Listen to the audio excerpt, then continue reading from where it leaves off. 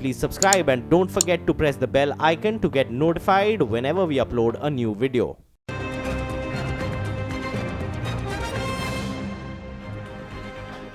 स्वागत है आप सभी का सीएनबीसी आवाज़ पर। जी हाँ, बाजार में कई शेयर ऐसे हैं जिनके बारे में आप करीब हर रोज़ सीएनबीसी आवाज़ पर सुनते हैं। जी हाँ, किसी दिन इन शेयरों में अच्छी खबर आती है तो किसी दिन इन शेयरों में काफ़ी ख़राब खबर आती है और उठापटक खूब हो जाती है इन स्टॉक्स में।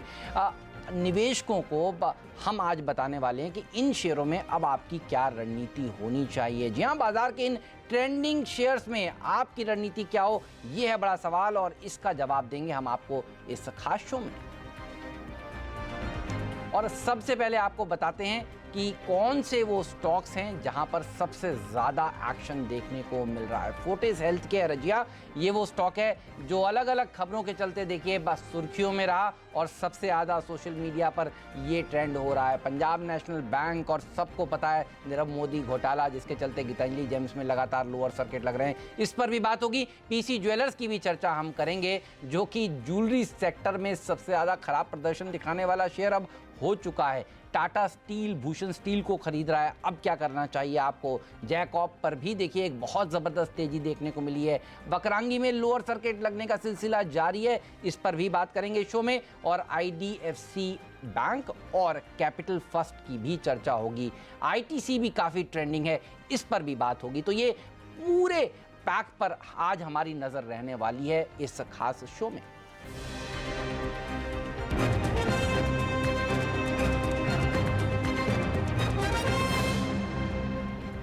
यहाँ और इन ट्रेंडिंग स्टॉक्स पर बात करने के लिए हमारे साथ दो खास मेहमान हमारे स्टूडियो में जुड़ चुके हैं। जॉइनर कैपिटल के head of research Avinash Gorakshakar और मार्केट एक्सपर्ट अमरीश बलिगा, आप दोनों का ही स्वागत है। अमरीश, सबसे पहले सबसे चर्चित स्टॉक की बात करते हैं और वो है पंजाब नेशनल बैंक का। मुझे याद है जब सरकार की तरफ से ये खबर आई थी कि सरकार बैंकों में पूंजी डालना चाहती है 2,10,000 करोड़ रुपए के आसपास की, तब क्या तेजी इन स्टॉक्स में देखने को मिली पीएनबी में। और उसके बाद देखिए ये ऊपरी स्तरों से हल्के हुए और अब हाल ही में ये मामला सामने आया नीरव मोदी वाला, और पीएनबी का भाव देखिए अब हर रोज नए 52 हफ्तों के निचले स्तरों को छूता जा रहा है। पीएनबी, इस पूरे एपिसोड को, सागा को आपने किस तरह से रीड किया और अब क्या करना चाहिए, बताइए। देखिए, जैसे कि आपने कहा था क्लियरली उस वक्त we had seen levels of 210 जी रिकैपिटलाइजेशन के कारण, और उसके बाद बिकॉज ऑफ दिस न्यूज़ हम लोगों ने देखा कि सीधा वहाँ से 110 तक आ गया था, विच clearly means that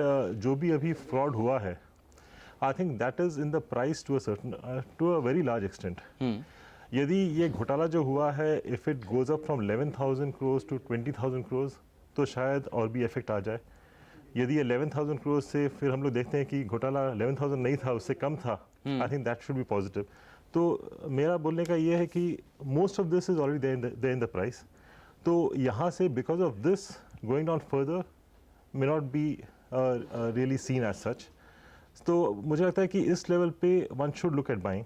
okay, if not anything else there will be a decent bounce back, और वो बाउंस बैक हो सकता है to levels of about 130, or if we can hold on possibly for the next 3 or 4 months, we could see levels of even 150, 160. और इसमें जो positive खबर जो आने वाली है, that is NPA रेजोल्यूशन।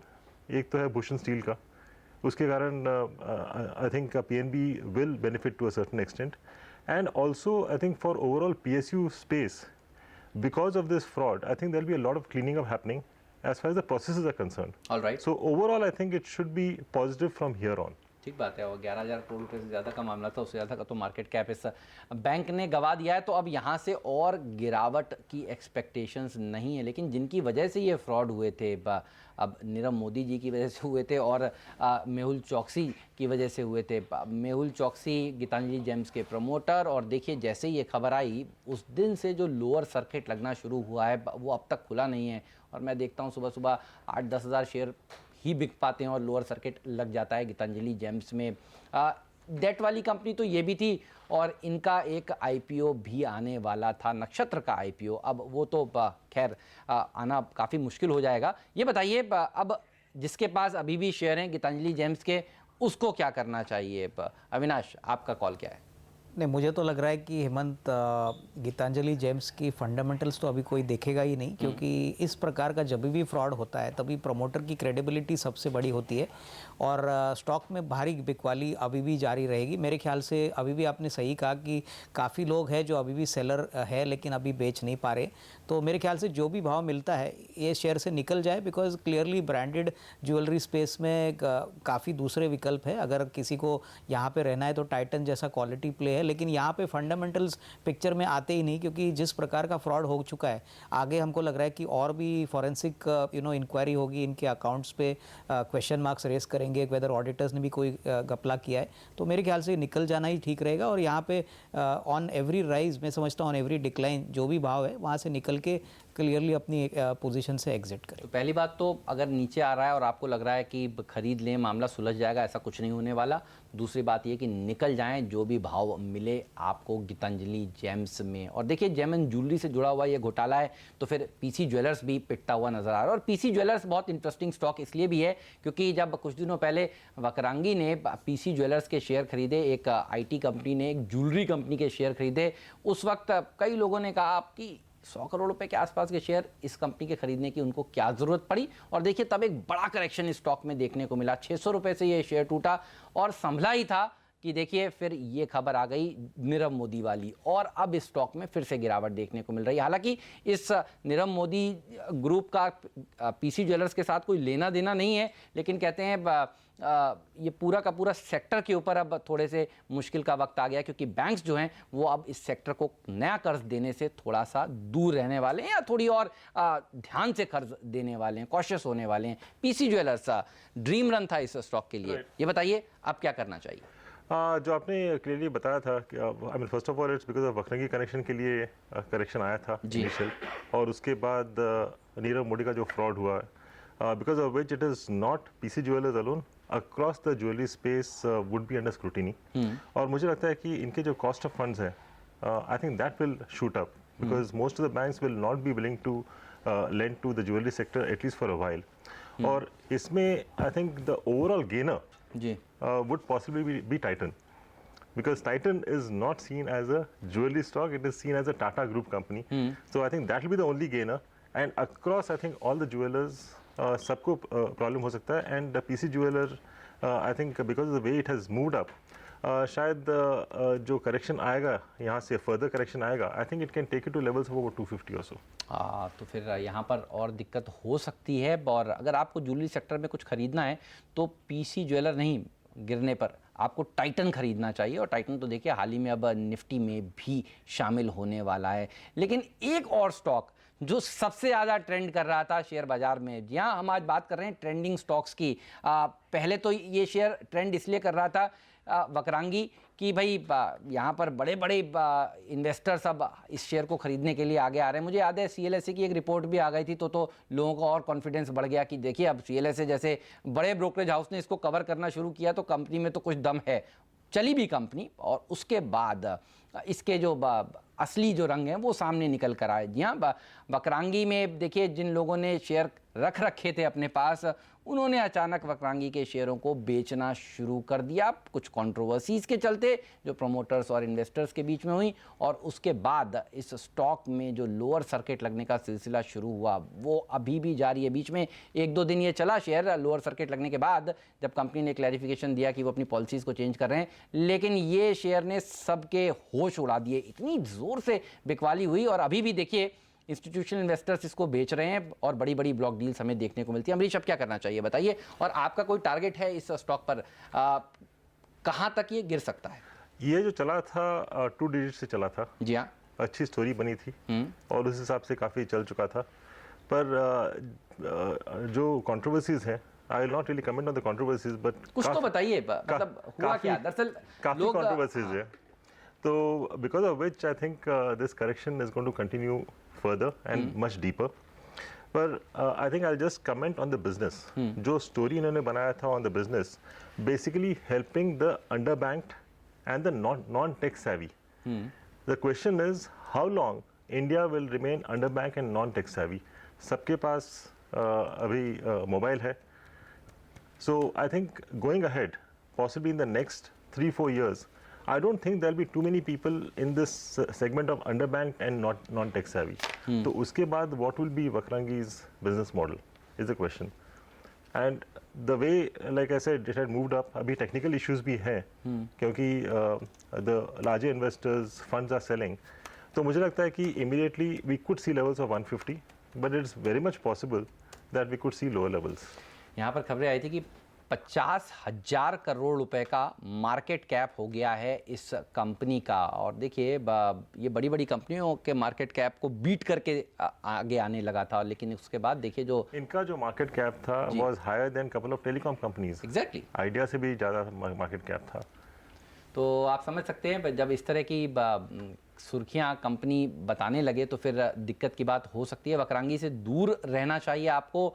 ये ट्रेंडिंग स्टॉक ज़रूर है, लेकिन इसमें गिरावट में बिल्कुल नहीं खरीदारी करनी चाहिए। अगर आपके पास है तो आपको निकल जाना चाहिए। तो और भी कुछ ट्रेंडिंग स्टॉक्स रहे हैं पिछले कुछ दिनों में बाजार में, फोर्टिस हेल्थ केयर। और देखिए इस स्टॉक ने भी 200 रुपये के लेवल से तेज गिरावट दिखाई, और इस पर हम बात करेंगे अपने एक्सपर्ट से, दोनों ही एक्सपर्ट से। स्टॉक्स जहां पर सबसे ज़्यादा खबरें आती हैं और आप सबका इंटरेस्ट इन्हीं तमाम शेयरों में लगातार बना हुआ है। जी हाँ, ब्रेक से पहले हमने बात करी पीसी ज्वेलर्स की, वक्रांगी की, पीएनबी की, और एक और शेयर जिसने बस सुर्खियां सबसे ज़्यादा बटोरी हैं वो है दरअसल फोर्टिस हेल्थ केयर। और ये सुर्खियां दरअसल तब से बटोरता आ रहा है जब रैनबैक्सी दोनों सिंह बंधुओं के पास था और उन्होंने रैनबैक्सी को दरअसल बेच दिया था दाइची को।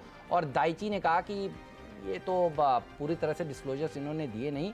मामला अंतर्राष्ट्रीय कोर्ट में पहुंचा और कोर्ट ने कहा कि फोर्टिस के प्रमोटर्स को करीब 3,700 करोड़ रुपए देने पड़ेंगे, और मामला फिर सुप्रीम कोर्ट में लड़ा गया। और यहाँ पर भी जो सिंह बंधु हैं उनके फेवर में कुछ नहीं निकल कर आया। और देखिए लगातार फोर्टिस में सिंह बंधु अपनी हिस्सेदारी घटाते जा रहे हैं, और आज की तारीख में उनकी हिस्सेदारी घट के कंपनी में 3% की हो गई है। 500 करोड़ रुपए भी निकालने का आरोप है, एसएफआईओ की जांच भी है, लेकिन बाजार मानकर चल रहा है कि अब ये सिंह बंधु निकल जाएंगे और नए प्रमोटर्स सामने आएंगे। इसीलिए देखिए नीचे जाता है, लेकिन कुछ स्मार्ट हैंड्स इसको खरीद लेते हैं। और बहुत ही मुश्किल सवाल है, ये बताइए अविनाश, खरीदें या दूर रहें, क्या करना चाहिए? नहीं, आई थिंक मैं समझता हूँ पहली बात तो जो भी प्रॉब्लम्स हेमंत आपने बताई वो बेसिकली कंपनी के बाहर थी। अगर कंपनी का बिजनेस मॉडल हम देखें तो कंपनी का जो मेन बिजनेस है हॉस्पिटल बिजनेस, वो एक वेल एस्टेब्लिश्ड मॉडल है। दूसरी बात, कंपनी के पास एसआरएल डायग्नोस्टिक है जो काफ़ी एक बहुत बड़ा वैल्यू बिजनेस है।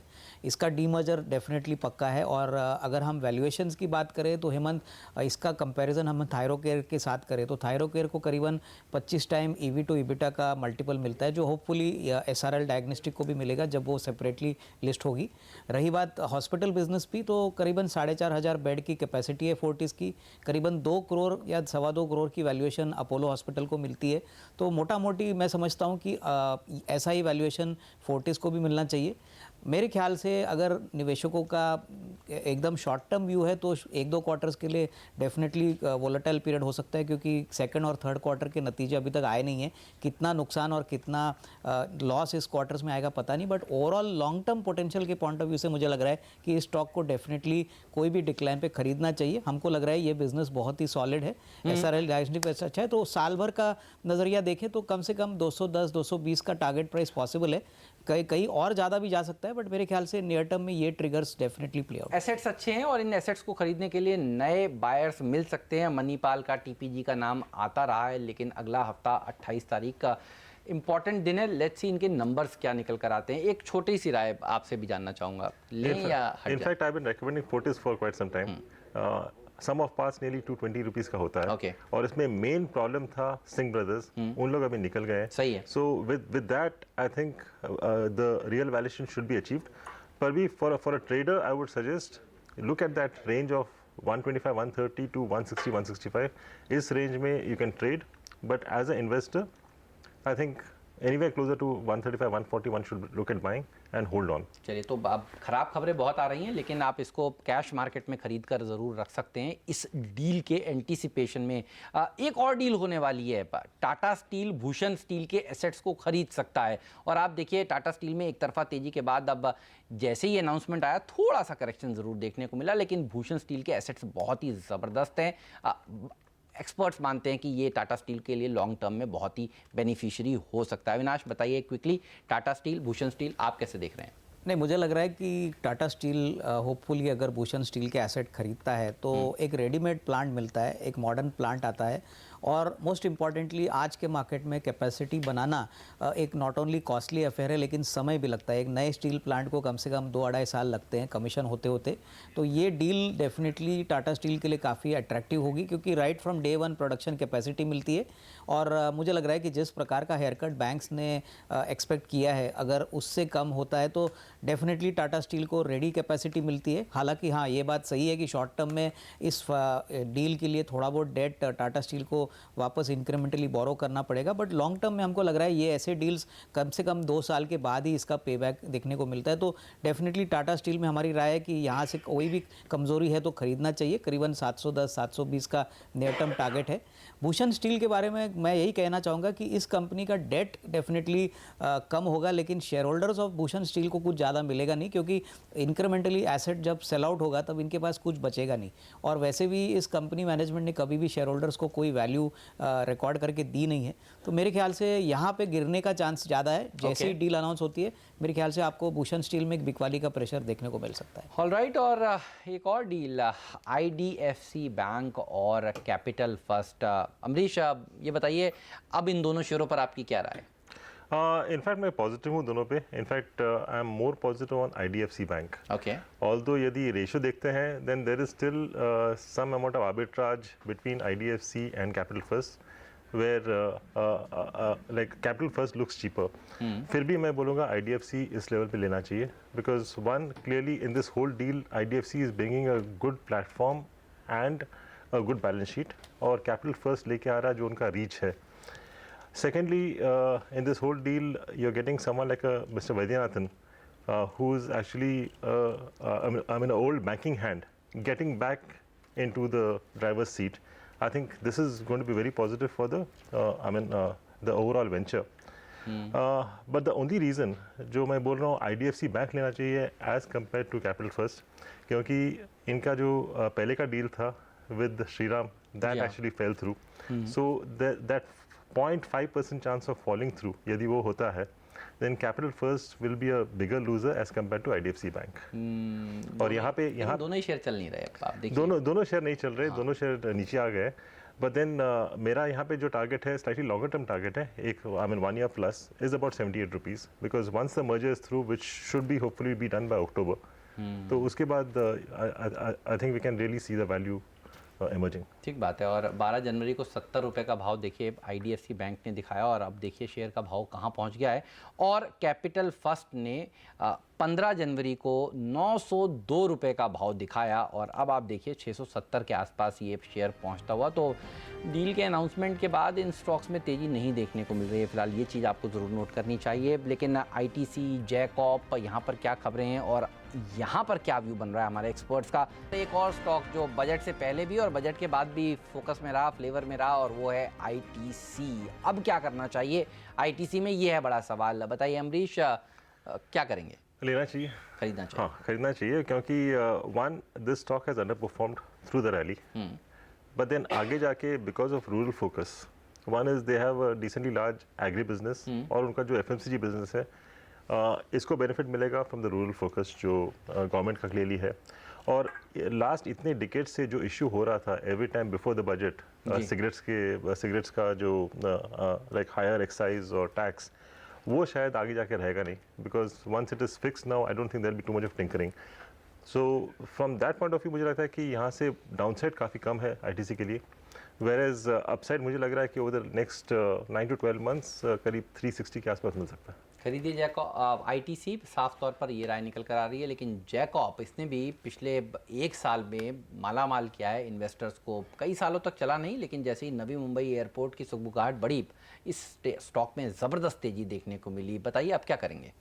मेरे ख्याल से तो नवी मुंबई का जो नया एयरपोर्ट का अनाउंसमेंट प्राइम मिनिस्टर जी ने किया है, इसका डेफिनेटली एक रब ऑफ इफेक्ट जयकॉर्प पे ज़रूर देखने को मिलेगा। आई थिंक इनका एक्सपोजर नवी मुंबई SEZ में है, और जिस प्रकार से प्रमोटर्स ने पहले से यहाँ पे ज़मीन की है, मुझे लग रहा है कि वैल्यूएशन जो है वो इस लैंड के लिए काफ़ी हद तक बढ़ेगी।